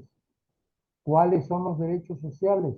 Pues los que quedaron consagrados en la Constitución de 1917 como producto de la Revolución Mexicana, y que ese es el principal argumento que permite afirmar que la Constitución de 1917 no es la Constitución de 1857 reformada, sino que es una nueva Constitución. Y para algunos constitucionalistas es reconocida como la primera Constitución social del siglo XX, porque incorporó a su texto los derechos humanos de la parte dogmática y los derechos sociales que están mencionados en el artículo tercero, el derecho a la educación universal, laica, libre, gratuita y obligatoria como obligación del Estado, constitucional revolucionario, el derecho a que prevalezca la propiedad de la nación sobre nuestros recursos naturales y el interés general por encima del interés particular consagrado en el artículo 27 de la Constitución, que como ustedes pueden ver, tanto el tercero como el 27 quedaron dentro del catálogo de derechos humanos. O sea, el derecho a la educación y el derecho al trabajo y del trabajo en el 27, el derecho de propiedad sobre los recursos naturales son derechos humanos. Y en el 123 quedó consagrado el derecho al trabajo y del trabajo como otro gran derecho, como otra gran garantía social. Entonces, estos tres derechos que se incorporaron a la Constitución del 17 es lo que permite que internacionalmente, en el derecho constitucional comparado, esta Constitución que está en vigor hoy en día sea reconocida o haya sido reconocida como la primera constitución social del siglo XX. Después vino la de la Revolución Rusa, que también es contemporánea de la nuestra, pero la nuestra sentó el precedente de ser la primera constitución social del siglo XX que vino a ser una nueva constitución por encima de la iniciativa de reformar la del 57, como era la intención de don Venustiano Carranza. No sé si hay se aclaró un poco el comentario, maestro José Guadalupe. Por supuesto, y yo considero que, bueno, para mí la Constitución de 1824 viene a terminar con la independencia, entre comillas, del virreinato, ¿no? De la Nueva España. La del 57 de Benito Juárez para mí marca un hito muy importante en la historia de nuestro país en la separación iglesia-estado. Y la de 1917, como atinadamente dice, una constitución eminentemente social. Creo que todas aportaron algo y creo que la de 1917 viene aglutinando un poco de cada una de los extractos más importantes que simbolizan algo a nivel nacional para el Estado. Y me parece que creo que algo muy importante que le da orden, crear las instituciones. Si estoy por ahí equivocado, me corrige, maestro. Pero la pregunta es, ¿hará falta una nueva constitución ya a más de 100 años de la constitución? Bueno, la pregunta yo quisiera pedirles que la dejemos ahí en nuestros temas pendientes, porque Perfecto. seguramente va con toda la información que vamos a seguir desarrollando durante estas pláticas, durante este conversatorio, pues seguramente vamos a tener oportunidad de tener al final, ya en las sesiones cuarta y quinta, vamos a tener elementos para tener un delicioso debate entre nosotros sobre si o no que discutamos una nueva constitución. Que de hecho, mi estimado maestro, a lo mejor las aprobaciones que se están dando por la mayoría simple de aquí al 30 de agosto, por la mayoría simple del partido oficial, puede quedar ya envasada una reforma constitucional preferente, como le llamamos en derecho parlamentario, en donde la próxima legislatura, que es la 66, ya le corresponde a la señora Sheinbaum como presidenta, en donde tienen mayoría calificada el partido oficial, pues puede ser una de las prioridades de esta iniciativa preferente el sacar adelante las 18 reformas que está proponiendo el presidente saliente Andrés Manuel López Obrador. Entonces, esto significaría prácticamente una nueva que no quisiera yo abordar en esta primera conversación, sino más adelante, pero sí adelantarles de que acuérdense en esta iniciativa de 18 reformas constitucionales que el presidente López Obrador mandó el 5 de Sandra Valencia, Ana Paula Vázquez y Ángela.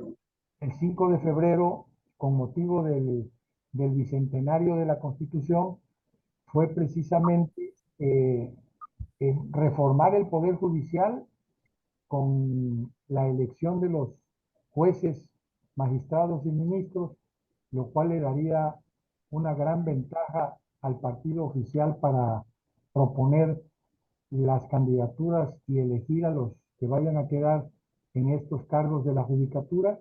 Y por el otro lado, acuérdense que también está el poder legislativo de por medio con la propuesta de desaparecer los 200 diputados de representación proporcional. Esto significaría que prácticamente quedaría como una mayoría absoluta la mayoría del partido en el gobierno y automáticamente el poder absoluto estaría en el poder ejecutivo.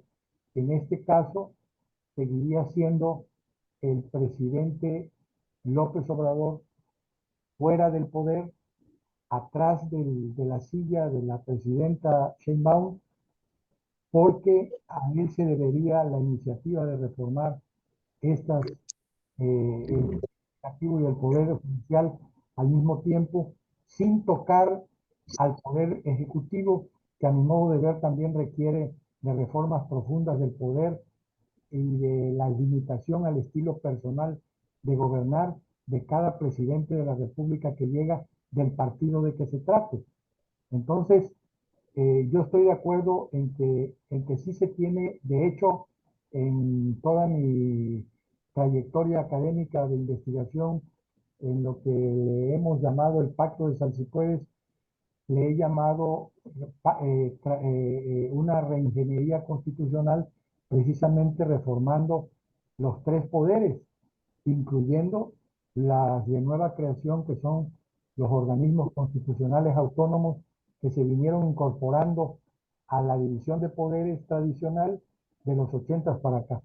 Entonces, prácticamente, maestro José Guadalupe, estas reformas que se están discutiendo ahorita son de gran calado, o sea, prácticamente resultarían una nueva constitución, aunque no por la vía violenta de la revolución armada, como fue la de 1824, como fue la de 1857, como fueron las leyes de reforma del 64, o como fue la de 1917, sino que ahora sería por la vía electoral, como se estarían dando estas reformas, no necesariamente democráticas.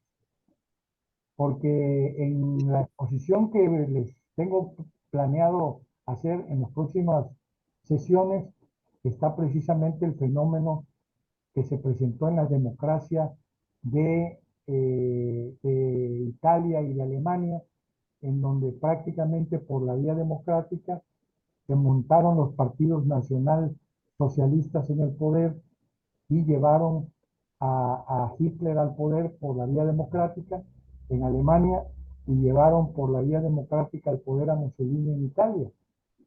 Y una vez en el poder, pues el poder lo usaron para desaparecer la división de poderes y concentrar el poder en una sola mano y violentar los derechos humanos de una forma que la humanidad se sigue avergonzando de esta infamia de la Segunda Guerra Mundial.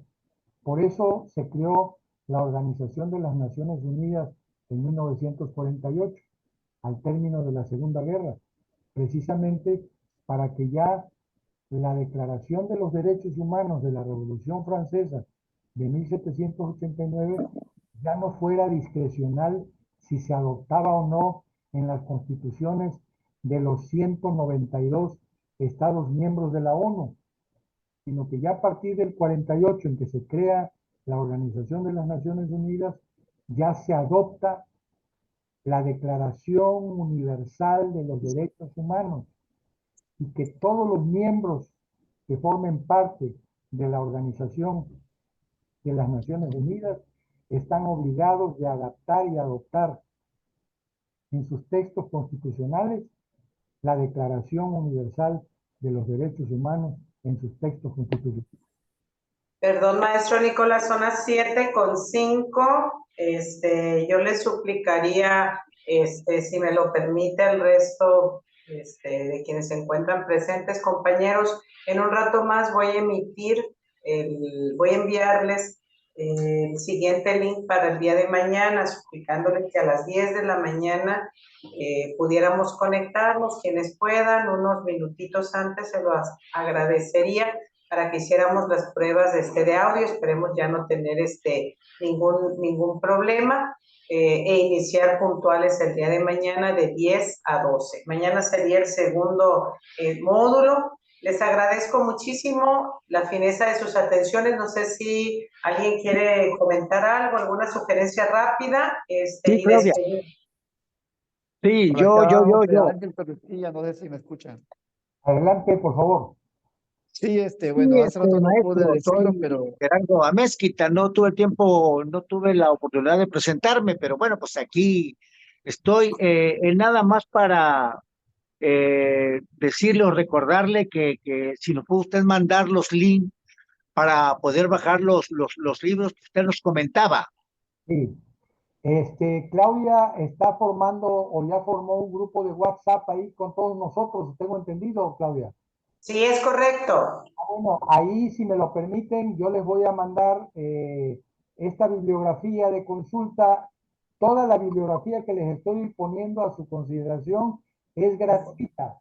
O sea, lo que no quiero es que nadie gaste dinero. Así lo hago también allá en la universidad con mis alumnos de la escuela. Trato de darles bibliografía actualizada, de última generación, y que no les cueste nada, que venga en PDF y que la podamos bajar del Google y que nos sirvan a todos. Yo lo voy a hacer con mucho gusto, maestro Amezquita.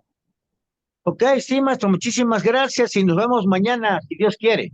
Pues que tengan felices sueños y estoy muy complacido con esta primera reunión. Los felicito por el empeño y espero que sea alimenticia estas conversaciones para el conocimiento de todo el grupo. Nos vemos mañana por acá, Claudia, Hadad, hasta luego. Muchas gracias. Maestro, hasta mañana, pasen buenas noches. Igual descansen. Buenas noches. Josecita. Hasta mañana, buenas noches. Gracias, Josecita, maestro José Guadalupe. Carlitos, muchísimas gracias. Felipe Lainez, Felipa de la Mañana, joven. Gracias, maestro Nicolás. Gusto saludarle. Gracias, Claudia. No pude conectarme hace rato, tenía un poco mal internet, pero por aquí estamos. Perfecto. Connie, gracias, Muchísimas Connie. Saludos. Gracias, Connie. Hasta luego. Gracias, Marianita. Freddy, gracias. Dora Hilda. Dora, gracias. Amigo Nésquita, muy amable. Hasta mañana, Sí. licenciada. Hasta luego. Mañana, que descansen. Gracias.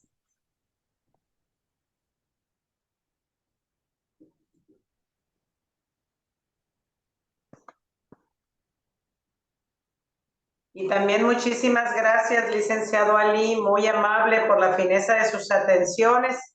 Quedo en espera, si fuera tan amable, que me apoyara para generar el siguiente link, de lo cual estamos sumamente agradecidos con el CECITE. Reitéreselo, por favor, al maestro Pedro Joaquín. Nuestro agradecimiento como siempre. Quedo en espera, muchas gracias. Por supuesto, en un momento más que cierre el enlace, produciré el otro enlace para que lo tenga en un momento más, maestra. Sí, muchísimas gracias, Ligali. Gracias a todos los asistentes. Buenas noches, licenciado Lee. Gracias. A ustedes. Un gusto poder ser parte de este proyecto. Claro que sí, señor. A la orden. Gracias. Gracias. Muchísimas gracias, maestro Nicolás, por su tiempo, su disponibilidad. Muchísimas gracias. Primeramente, Dios, nos vemos el día de mañana, unos minutos antes de las 10 de la mañana. Me envía de favor el link, yo se los comparto con muchísimo gusto al chat que tenemos de la mesa de medios de comunicación, y allí mismo compartiré el link del módulo número 2. Gracias. Felices sueños. Gracias. Claudia, gracias. Muy amable. Gracias. Descanse, licenciado. Gracias. Hasta mañana.